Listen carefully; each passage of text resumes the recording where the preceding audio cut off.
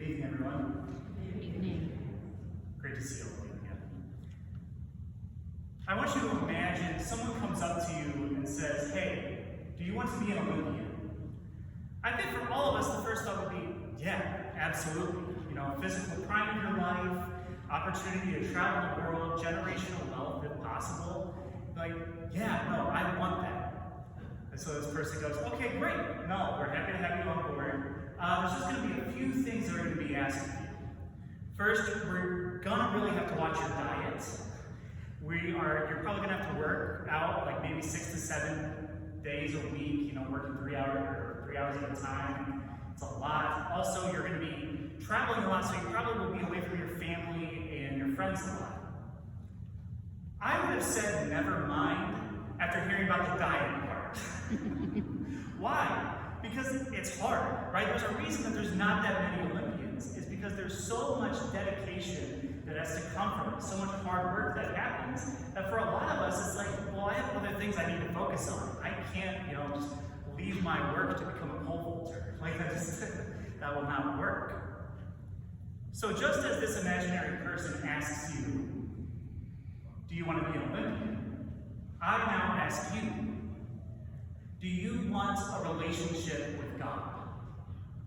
And hopefully, your answer should be yes, right? We are all called as Catholics to have a relationship with God. We come to Mass for a relationship, to continue to cultivate a relationship. That's why we see the Blessed Sacrament, Jesus himself with us. That's why we come into union with him, is for a relationship, for him to continue to be in our lives, for him to enter into that life with us. So that's great. Yes, I want a relationship. But just like with an Olympic athlete, there's going to be something asked of us. Trust. To trust. In our gospel last week, we hear about Jesus giving the bread of life discourse. This really beautiful saying of, unless you eat my flesh and drink my blood, you do not have my life within you.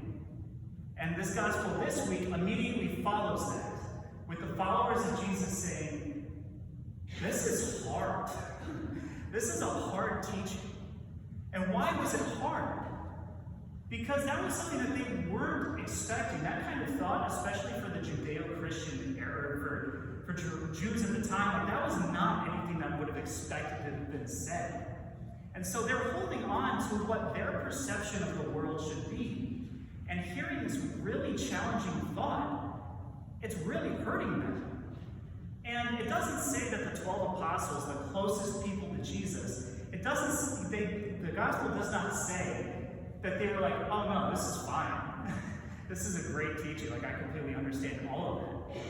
But the difference between the followers of Jesus and the 12 is that the followers of Jesus were very much just so confused to the fact that this is really not working with the way I see the world, that they said that this isn't working. So in the words of the gospel, they go back to their former way of life. And then we see Peter so beautifully say to Jesus, Lord, you have the words of everlasting life. Where else would we go? And so our call is to be like Peter, to recognize that, yes, some of the teachings of the church that apply to us are challenging. But recognizing that we are called to a relationship with Jesus, recognizing that we're not in it alone, that realizing that trusting isn't just a blind trust. It isn't just saying, oh yeah, I believe these things, therefore yeah, whatever, no matter what happens, I'll accept it. It's about allowing the Lord deeper into our life, into our confusions and our questions, to even say, Lord, this is hard. Why is this hard? Lord, this is challenging. Why did you make this challenging? Why did you have this in my life? Because relationship is about discussion. Here's a few examples. I want you to think about that one person in your life that you just cannot stand. The one person, the very thought just makes your blood boil. It's really hard to hold up this idea of this person that you cannot stand with the teaching, love your neighbor as yourself.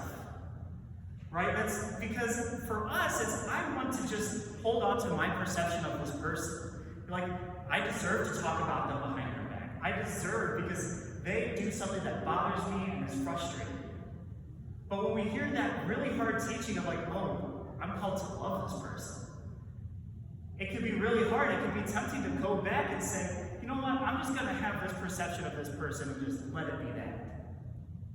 But what Jesus is offering is saying, let me enter into your frustrations with you. To say, walk with me. You're not in this journey alone. That even though this person may be frustrating, I love them. So let me show you why I love them. Not just relying on our own perceptions. Another example. What about in our cases of suffering? When we experience loneliness, death, addiction, and we are also told to carry your cross. That is challenging. Well, crosses are uncomfortable. I want to just hold on to what I know make me comfortable and hold on to my own little world. I don't want to trust in this. This is challenging. In the same way as the Lord treats with you with that person you cannot stand, the Lord offers his crucified hand to you to say, I know this is challenging. I know you have questions. And I'm here with you to walk with you. You're not alone. Teresa Rousseau has a beautiful quote that says, trust leads to love. That allowing our barriers to come down, that allowing the Lord to enter fully into our life, to trust him, even when we don't have all the answers, even when we try our best to hold on to our own perception of the world, love persists. Because we have a Lord that wants to come and enter into our life.